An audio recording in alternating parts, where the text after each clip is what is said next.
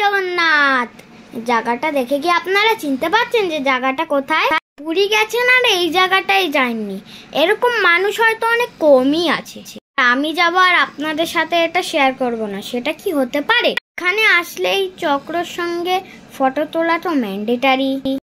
আমিও চলে এসেছি এর সঙ্গে কিছু ফটো তুলতে আর আপনাদের সঙ্গে সমস্ত তথ্য দিতে। এই যে জায়গাটা দেখছেন, এটা হচ্ছে উড়িষ্যা স্টেডিয়াম। আজকে চলুন আমার সাথে কোণারক সূর্য মন্দিরটা ঘুরে আসবেন আর ওখানে কি কি চেঞ্জেস এসছে সেগুলোও দেখে আসবেন। কোণারক যাওয়ার পথে রাস্তাটা ছিল খুবই সুন্দর। আপনারা যারা গাড়ি করে ঘুরতে ভালোবাসেন তাদের জন্য এই রাস্তাটা একদম আইডিয়া। আপনারা যারা কোণারক সূর্য মন্দির যেতে চান তারা সকাল সকাল বেরোবেন, কারণ সকাল সকাল না বেরোলে জায়গাটা ভালোভাবে এক্সপ্লোর করতে পারবেন না। দেখুন, এখান দিয়ে সোজা ঢুকে ডান দিকে পরে হচ্ছে ওয়াশরুম, তারপরে সোজা গেলে পড়বে আপনাদের টিকিট কাউন্টার। জায়গাটা খুব সুন্দর করে সাজিয়েছে, দেখুন আগের দিয়ে জায়গাটা অনেক বেশি সুন্দর হয়ে গেছে। চারিদিকে বাগান করে খুব সুন্দরভাবে সাজানো হয়েছে। যেখানে গাড়ি দিয়ে নামাতো এখন সেখানে নামায় না, তার দিয়ে অন্য জায়গায় নামিয়ে দেয়। সেখান দিয়ে কোণারক সূর্য মন্দির যেতে আপনাদের বেশ খানিকটা পথই হাঁটতে হবে। চারিদিকে বাগান এবং জলাশয় দেখতে দেখতে কিছুটা হেঁটেই ওখানে মিউজিয়াম পড়বে। আপনারা চাইলে সেই মিউজিয়ামে যেতে পারেন, তবে অবশ্যই তার জন্য আলাদা টিকিট কাটতে হবে। এখন গাড়ির থেকে নেমে মন্দিরের রাস্তাটা অনেক বড় হয়ে গেছে, তাই চলুন চারিদিকটা দেখতে দেখতে আমরা চলে যাই মন্দিরের দিকে, আর ওখানে গিয়ে আপনাদের সাথে দেখা হবে। এই দেখুন, এই মিউজিয়ামটার কথাই বলেছিলাম আপনাদেরকে। আপনারা যারা এর ভেতরে যেতে চান তারা অবশ্যই যেতে পারেন। আমি যেহেতু যাইনি তাই এর ভিতরটা আমি আপনাদের সাথে শেয়ার করতে পারলাম। আমরা টিকিট কাউন্টারের এখানে দাঁড়িয়ে আছি। টিকিট কাউন্টারের পাশে একটা জলের জায়গা ছিল, আপনারা যারা যারা চান তারা এখান দিয়ে জলও খেতে পারেন। দেখুন, এই জায়গাটার কথাই বলেছিলাম, একদম টিকিট কাউন্টারের পাশে আছে। এবার বলি টিকিটের প্রাইস কত ছিল। আপনারা যদি ইন্ডিয়ান হন সেক্ষেত্রে আপনাদের 40 টাকা টিকিট মূল্য দিতে হবে, আর যদি ফরেনার হন তাহলে 600 টাকার টিকিট মূল্য দিতে হবে। 14 বছর অবধি বাচ্চাদের এখানে টিকিট লাগে না, তারা সম্পূর্ণ বিনামূল্যে যেতে পারেন। আপনারা চাইলে এদের ওয়েবসাইট দিয়েও অনলাইন টিকিট কাটতে পারেন। ক্ষেত্রে 35 টাকা মূল্য দিতে হবে। এবার আপনারা ঠিক করে নেবেন আপনারা কিভাবে টিকিট কাটতে চান। টিকিট কেটে আমরা সামনে সূর্য মন্দিরের দিকে এগিয়ে গেল। টিকিট কাউন্টারের দিয়ে আর একটু সামনে গেলে আপনারা পাবেন ঢোকার গেট। চলুন আগে আমাদের সাথে গেট অবধি চলুন, তারপরে আমি আপনাদের দেখাচ্ছি যে কোথা দিয়ে ঢুকতে হবে। সেদিন গেছিলাম, সেদিন খুবই গরম ছিল, তার জন্য সবার অসুবিধা হচ্ছিল। এই দেখুন, এই যে জায়গাটা দেখছেন, এখানে আপনাদের টিকিট স্ক্যান করিয়ে এরপরে আপনাদের এখান দিয়ে ঢুকতে হবে। আপনারা যদি কেউ গরমের সময় যান তাহলে ছাতা, টুপি আর অবশ্যই জল নিয়ে যাবেন। কোণারকের মন্দিরটা খুবই সুন্দর, আর এখানকার এটার সাইজগুলো দেখেছেন কত বড় বড়। তাহলে চলুন আর একটু সামনে এগোনো যাক। এই যে ম্যাপটা দেখছেন, এটা হচ্ছে সূর্য মন্দিরের মানচিত্র ম্যাপ। এর পাশে যেইটা দেখছেন এটা হচ্ছে 3টে ভাষায় লেখা ছিল। এটা হচ্ছে সূর্য মন্দিরের ব্যাপারে সব লেখা আছে।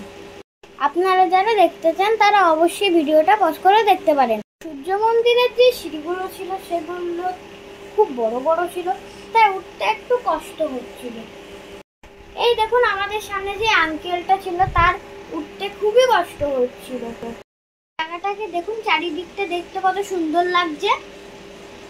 একবার দেখে নিন আর আমাকে কমেন্টস করে বলবেন আপনাদের কেমন লাগলো। আপনার সূর্য মন্দিরে গেলে চাইলে গাইডও নিতে পারেন। যদি গাইড নেন তাহলে আপনি মন্দিরের সমস্ত সব তথ্য খুব ভালোভাবেই জেনে যেতে পারবেন। আমরা যেহেতু গাইড নিইনি তাই আমরা আপনাদের সেই ভিডিওটা দেখাতে পারলাম না, তবে আপনাদের যদি পসিবল হয় তাহলে আপনারা নিতেই পারেন। যেহেতু আমরা গরমের সময় গেছি তাই রোদটা ছিল খুব প্রচন্ড, তাই আমাদের খুবই অসুবিধা হচ্ছে। তাও আমি যতটা সম্ভব আপনাদের ভিডিওতে দেখানোর চেষ্টা করলাম। এখানে যে কারুকার্যগুলো করা ছিল সেটা এতটাই নিখুঁত যে আপনাদের বলে বোঝাতে পারবো না। আপনারা যারা সূর্য মন্দির গেছে তারা অবশ্যই এটা জানেন। আগেকার দিনের মানুষের হাতের কাজ অনেক সুন্দর ছিল, তাই না? এই পুরনো মন্দিরগুলো দেখলে সেই কথাটাই বারবার বলতে ইচ্ছে করে। এই দেখুন, এটা হচ্ছে সেই কোণারকের সূর্য মন্দির। আপনারা কেউ কিন্তু এই মন্দিরের উপরে উঠে যাবেন না ফটো তুলতে, কারণ এটা নিষিদ্ধ। এখানে যারা নিরাপত্তা রক্ষীরা আছে তারা আপনাদের এগুলো করতে বারণ করবে, তাই আপনারাও সেটা মেনে চলার চেষ্টা করবেন। আপনারা যারা আমাদের এমন ভিডিও দেখতে ভালোবাসেন তারা লাইক, শেয়ার, সাবস্ক্রাইব আর আমাদের পেজটাকে ফলো করে রাখবেন। পাশেই মন্দিরের একটা গাছ ছিল যেখানে অনেক মানুষ বসেছিল, কারণ গরমটা খুব ছিল সেদিন। তবে আপনাদের একটা কথা মানতে হবে, যে কোনো সময় আপনারা যান কেন এখানে, কিন্তু মানুষ কোনোদিনও কিন্তু এখানে কম হয় না। যখন গেছিলাম তখন আমরা ভেবেছিলাম গরমে তো অনেক কমই হবে মানুষ, কিন্তু গিয়ে দেখছি অনেক মানুষ চলে এসছে, তাই আই এম তো অবাক। এই দেখুন, এই চারিদিকে কভার করা জায়গাতে এর ভেতর ঢোকা নিষিদ্ধ। আপনারা বাইরে দিয়ে যত ইচ্ছা ফটো ভিডিও তুলতে পারেন, কিন্তু এর ভেতরে ঢুকবেন না। কোণারক এসছেন এই চক্রের সাথে ফটো তুলেননি, তাহলে আপনার পুরী ঘোরাটাই বৃথা। কারণ পুরী ঘুরতে গেলেই মানুষ এটার সাথে আগে ফটো তোলে। এই দেখুন, এই ভিডিওটাতে দুটো বাচ্চা ভেতরে ঢুকে গেছিল, তখন তাদের বের করে দেওয়া হয়। আপনারা কিন্তু এরকম কাজ ভুলেও করবেন না। কেন কাউর থেকে কথা শুনবেন, তাই না? তাহলে সেই কাজটা না করাই তো ভালো। এটা দেখুন, চারিদিক দিয়ে কত সুন্দর কারুকার্য দিয়ে সাজানো, আর যেখানেই একটা চক্র দেখবেন সেখানেই কিছু মানুষ দেখবেন। কারণ ওই যে বললাম, ফটো তোলাটা ম্যান্ডেটারি। আপনাদের পুরোটাই ঘুরিয়ে দেখানোর চেষ্টা করছি। আগে আপনারা যারা গেছেন তারা তো অবশ্যই জানেন, আগে ঢোকার রাস্তাটা আর বেরোনোর রাস্তাটা এক ছিল, কিন্তু এবার কিন্তু আলাদা হয়ে গেছে। এখন আপনাদের অনেকটা ঘুরেই এখান দিয়ে বেরোতে হবে। এবার পুরী এসে আমি অনেক নতুন নতুন জিনিস দেখলাম, যেটা আমি আগে কখনো দেখিনি। সব মন্দিরেই নতুন নতুন চেঞ্জেস এসেছে, সেটা আপনি গেলেই দেখতে পারবেন। তবে হয়তো যা হয়েছে আমাদের ভালোর জন্যেই হয়েছে। আগে একটা রাস্তা থাকার কারণে অনেক ভিড় হয়ে যেত, কিন্তু এখন সেটা অনেক কমই হয়।